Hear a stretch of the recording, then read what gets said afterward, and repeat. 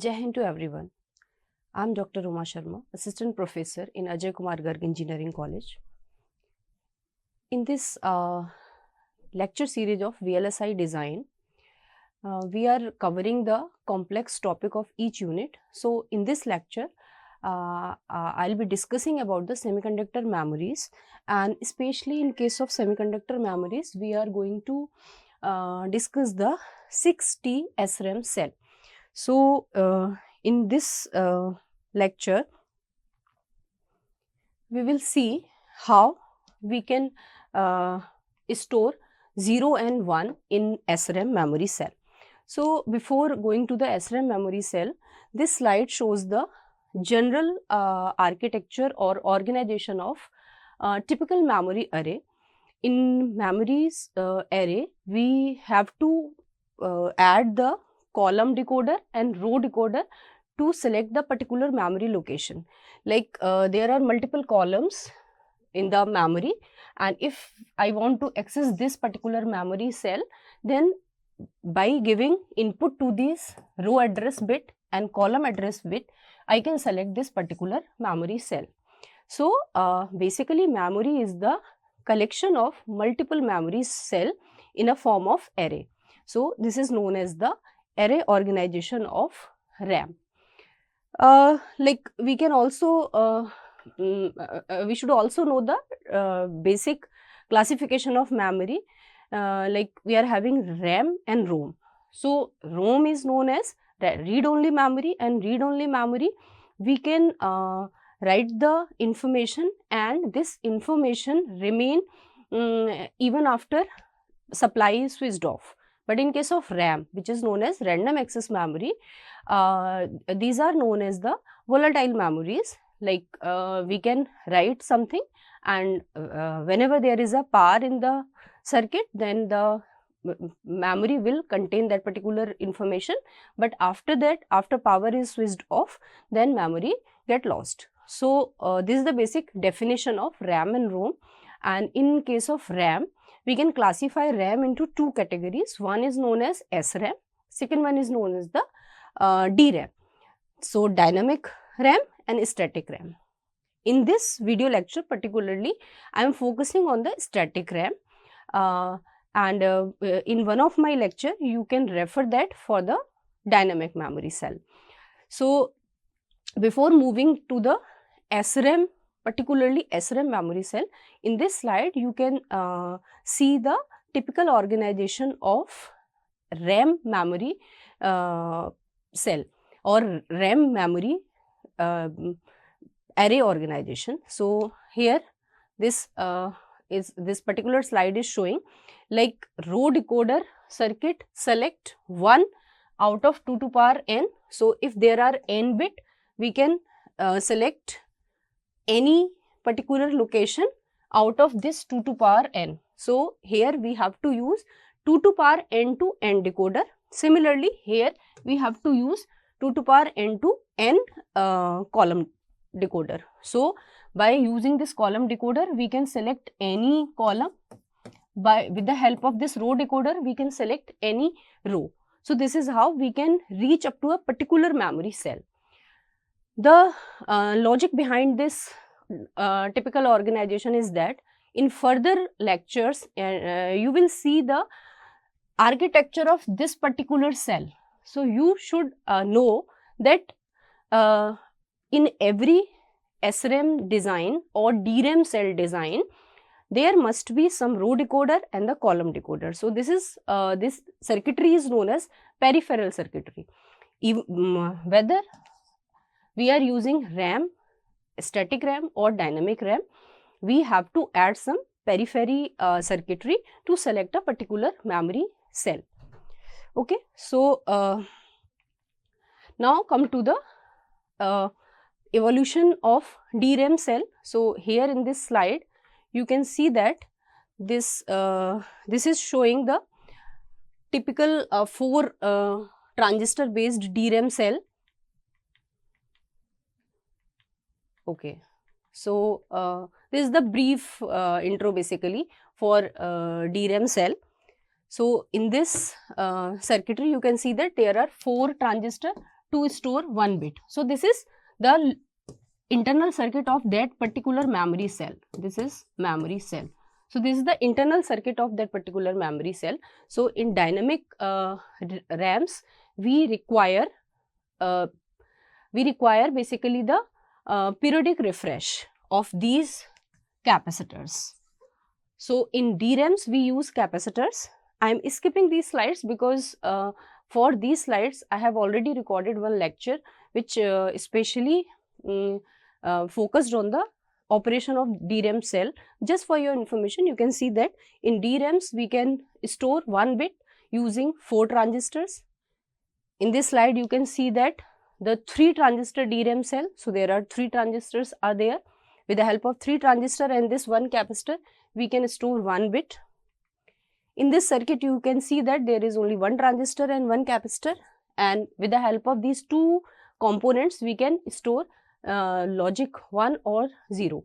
So in DRAMs we are having these 4 type of memory cell architectures, and generally we are using 1T DRAM cell because it is very area efficient, because there are less number of components. The operation of this 1T DRAM cell is also very important. So for your exam you are required to study the operation of 1T DRAM cell in detail. Now come to the static read write memory or SRAMs. In dynamic circuits, as we have seen the structures of memory cells for 4T, 3T and 1T, in all the design one thing is common, that is the use of capacitor. So for DRAM we require periodic charging of these capacitors, because after some time the capacitor will discharge. So to maintain the output labels or to maintain the stored weight, it is required to periodic refresh the charging circuitry of that particular DRAM cell. So this is the basic concept behind the dynamic memory cell. But we have seen that the component requirement is less in DRAM, but the circuitry is complex. In case of static RAM, although there is no need of periodic discharge, but the transistor count is high. So in static memory cell means if the stored data can be retained indefinitely as long as supply is connected. But in case of DRAM, we require periodic refresh operation. So here without any periodic refresh operation, we can store the bit as long as supply is connected to the particular memory. So this is the basic difference between static and dynamic, but definitely there is a trade-off in between. Sometimes we require the fast operation, we require the less power consumption, so we refer although we require less area in the circuit, so we use DRAM, but in some cases we require like static operation, so in that case we can use the static RAM cells. So there are various SRAM cell configurations. Here in the slide you can see that the basic concept is basically for this, just look this slide. This is the basic architecture. Basic architecture, you can see from this slide that there are 2 like inverters back to back connected. So this is forming inverter latch, and this is basically a bistable element. We are having 3 type of element in the digital, like monostable, bistable and astable. So in astable there is no stable state, so we can use astable vibrators to generate the square wave.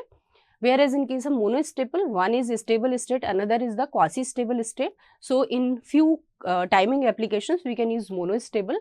In case of bistable memory element or in case of bistable multivibrator, basically both the state are stable state.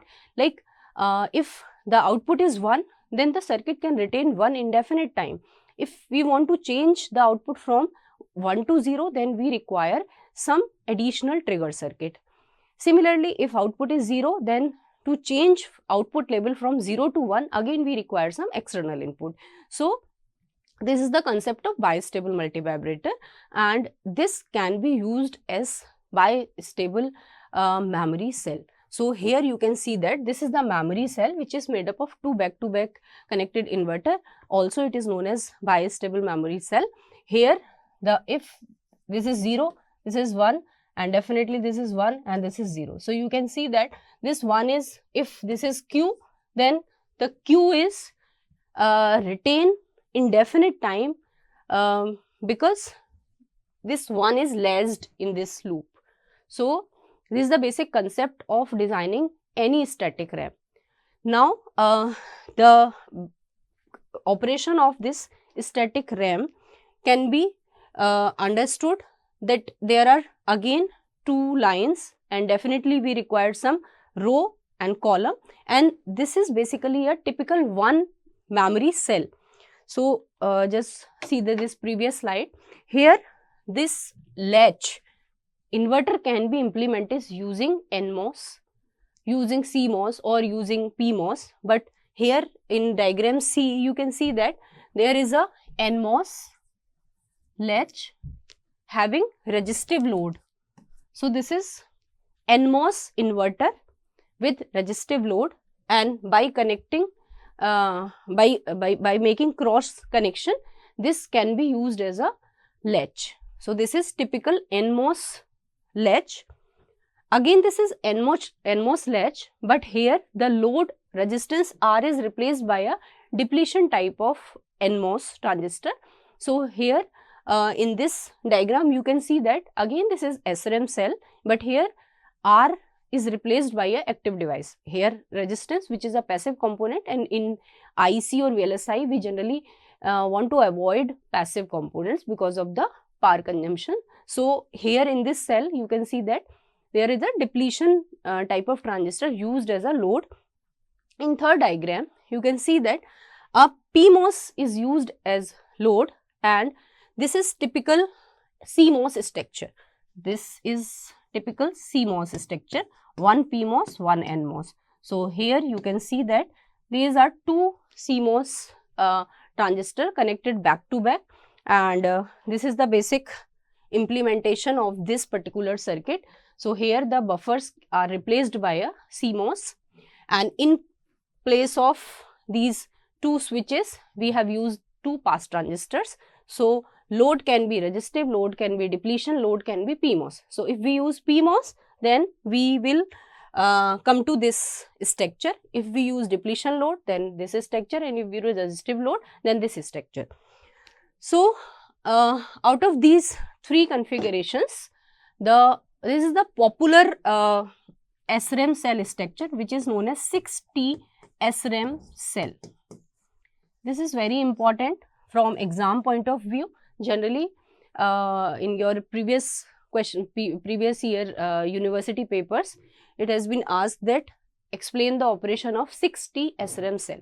So here you can see that there are 6 transistors in the memory cell, 2 M3 and M4 as a switch with the help of pass transistor, and M1, M5, M2, M6 are used to make a latch. So this is the typical structure along with the peripheral circuit. Here the peripheral elements are these two PMOSes, which are connected. The gate of these two PMOSes is always connected to ground. So these are the on transistors. Both are the on transistors. Here this bit line is having amplitude using these two capacitors. So there are two bit lines, bit line and bit line bar.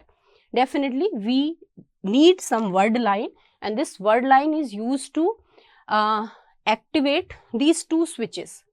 So if we want to read or write something, then it is required that this RS should be high, so that these pass transistor behave like a closed switch. Okay, so let's see how we can read and write from in this 6T SRAM cell. So first of all, let's see how to read 1. The first operation is read 1. So if we want to read 1, so first of all we should locate what are these points. So this is Q and this is Q bar. In this latch, this is Q, this is Q bar. So if I want to read 1, that means this Q is equals to 1 and this Q bar equals to 0. For either read or write, for both the operations, this RS should be high and M3 and M4 are on. These two transistors are on. So if this word line is high, this is on, so this switch is closed and this is also behaving as a closed switch. Now this is on transistor, I have already told you, both are on transistors. So the the utilization of these two on transistors are to charge these capacitors CC and CC bar.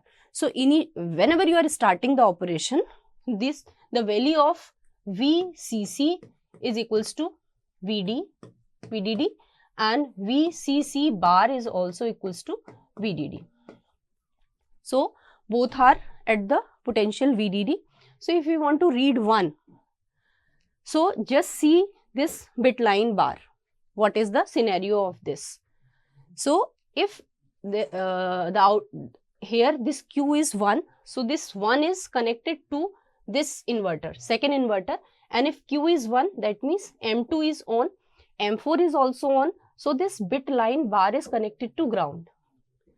So that means the voltage VCC bar is going to decrease.